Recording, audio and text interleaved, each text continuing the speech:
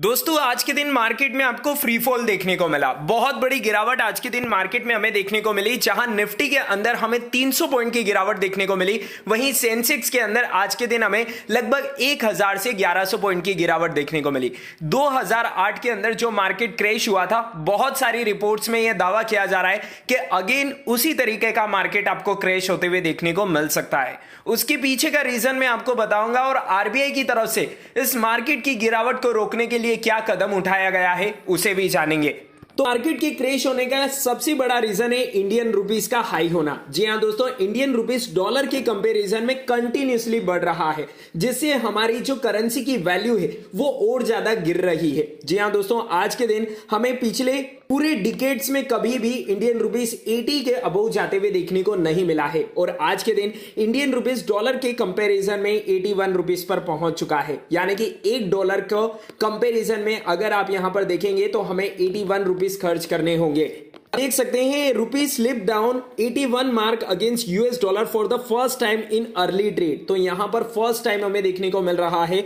कहा तो यह भी जा रहा है कि इंडियन रुपीस अब हमें 82 रुपीस तक भी जाते हुए देखने को मिल सकता है। यानी कि कंटिन्यूअसली हमारी जो करेंसी है वो वीक हो रही है और उसके पीछे का रीजन है यूएस डॉलर इंडेक्स। जी हां दोस्तों, फेड ने जैसे इंटरेस्ट रेट को हाइक किया 75 बेसिस पॉइंट से, जिसका कोई खास असर तो हमें अमेरिका के बाजार के ऊपर देखने को नहीं मिला, लेकिन यूएस डॉलर के इंडेक्स के अंदर पिछले 3 दिनों से काफी बड़ी तेजी देखने को मिल रही है। यूएस डॉलर इंडेक्स अपने 20 साल के सबसे उच्च स्तर पर चल रहा है, जिस कारण से यहां पर हमारी इंडियन करेंसी कंटिन्यूअसली वीक हो रही है। अब आप सोच रहे होंगे कि इंडियन करेंसी का यूएस डॉलर इंडेक्स से क्या लेना देना। तो यहां पर सबसे इंपॉर्टेंट थिंग कि कल भी मैंने आपको एफआईआई का डाटा दिखाया था और उसमें मैंने आपको बताया था कि एफआईआई की तरफ से कल के दिन भी 2500 करोड़ रुपए की बड़ी बिकवाली करी गई थी और एफआईआई मार्केट से पैसा निकाल रहे हैं, इंडियन स्टॉक मार्केट से पैसा निकाल रहे हैं। तो इन्वेस्ट कहां पर कर रहे हैं यह भी आपको पता होना चाहिए। तो यूएस डॉलर इंडेक्स के अंदर हमें इन्वेस्टमेंट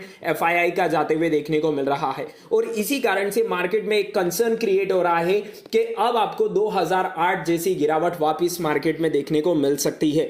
बात करें कि हमारा जो इंडियन रुपीस है वो कंटिन्यूअसली वीक हो रहा है डॉलर के कंपैरिजन में, तो आरबीआई क्या कर रही है? आरबीआई इसको और बेटर वे में लाने के लिए, यानी कि हमारी इंडियन रुपीस वापस रिकवरी करे, इसके लिए क्या स्टेप्स उठा रही है?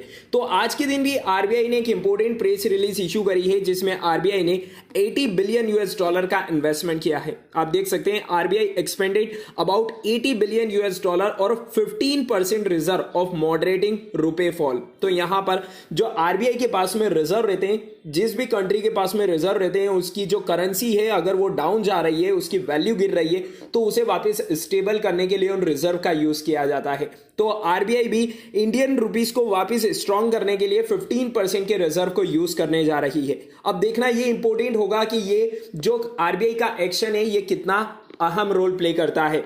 कि सबसे मोस्ट इंपोर्टेंट पॉइंट यहां पर अब ये होने वाला है कि नेक्स्ट वीक में जो आरबीआई की एमपीसी की मीटिंग होने वाली है, उसमें आरबीआई का क्या एक्शंस रहता है, उसी के अकॉर्डिंग मार्केट अब हमें पूरा रिएक्ट करते हुए देखने को मिलेगा। हालांकि आज के दिन निफ्टी ने अपने इंपोर्टेंट लेवल 17,500 रुपए के लेवल को ब्रेक कर दिया है, जिस कारण से यहां पर हमें फ्री फॉल देखने को मिल चुका है। मंडे के दिन निफ्टी के लिए 17,000 रुपए की रेंज बहुत इंपॉर्टेंट रहेगी।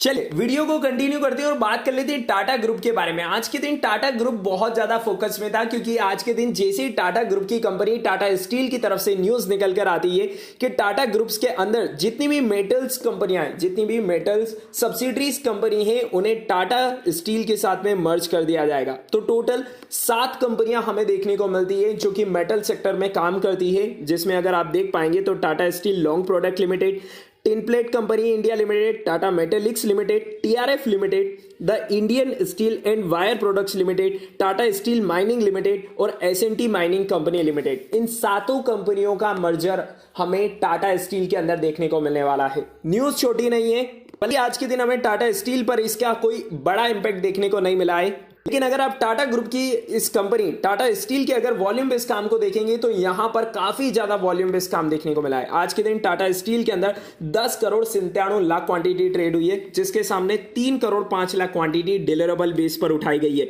इसी के साथ में अगर आप कॉर्पोरेट अनाउंसमेंट में देखेंगे तो आज ही के दिन कंपनी ने ये अमलगमेशन और मर्जर वाली न्यूज को शेयर किया है।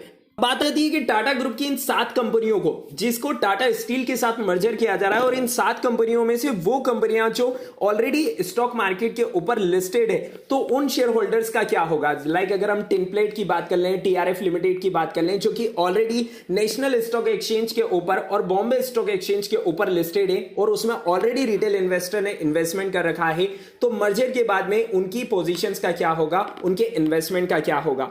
तो यहां पर टाटा ग्रुप की कंपनी टिनप्लेट के, तो यहां पर अपडेट निकल कर आ चुकी है कि यदि आपके पास टिनप्लेट के 33 शेयर्स हैं तो उसके बदले आपको टाटा स्टील के 10 शेयर्स मिलने वाले हैं। काफी इंपॉर्टेंट अपडेट है।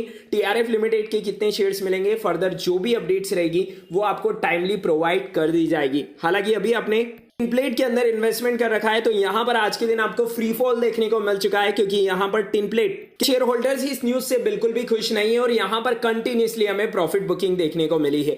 नीचे कमेंट सेक्शन बॉक्स में लिखकर जरूर बताइएगा कि क्या आपको टाटा ग्रुप के इस डिसीजन से यहां पर खुशी है या फिर आप यहां पर इस डिसीजन से बिल्कुल भी खुश नहीं है।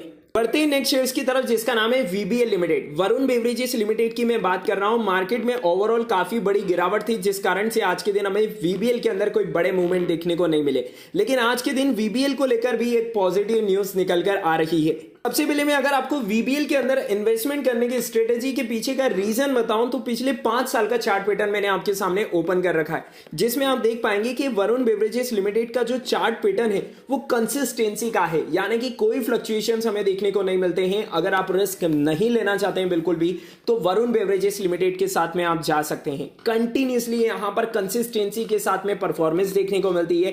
कंपनी रिस्की भी नहीं है, यहां पर बहुत ही शानदार परफॉर्मेंस कंपनी की ऑलरेडी पास्ट मंथ्स में भी हमें देखने को मिल चुकी है। द मोस्ट इंपॉर्टेंट पॉइंट कि वीबीएल को लेकर आज के दिन एक बड़ी अपडेट निकल कर आ रही है।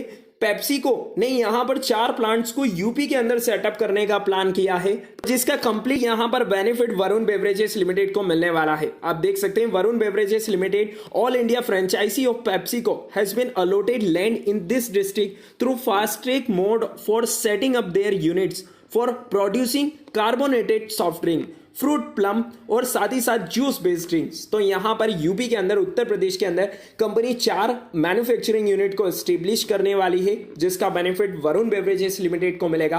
तो यदि आपने वीबीएल के अंदर इन्वेस्टमेंट कर रखा है तो अभी भी कहना चाहूंगा शेयर्स बहुत अच्छा है, डिस्काउंटेड प्राइस पर मिलता है, तो बाय ऑन डिप को फॉलो करिए और हर गिरावट में अपने शेयर्स, अपनी पोजीशंस को बढ़ाते जाइए।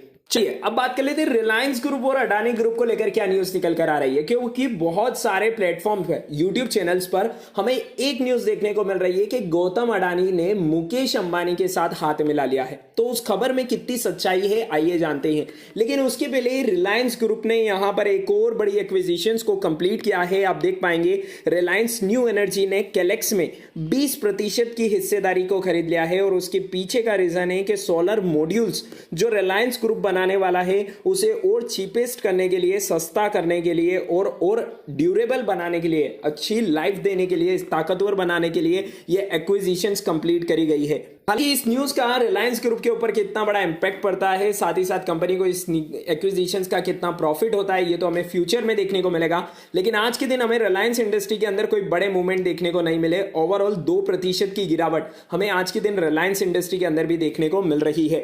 चलिए अब बात कर लेते हैं अडानी ग्रुप और रिलायंस ग्रुप को साथ में आने के पीछे क्या वजह बताई जा रही है। तो आप देख पाएंगे Adani group enters into a non poaching agreement with Mukesh Ambani से रिलायंस इंडस्ट्री। तो यहां पर एक नॉन पोचिंग एग्रीमेंट दोनों ही ग्रुप्स के बीच में साइन हुआ है।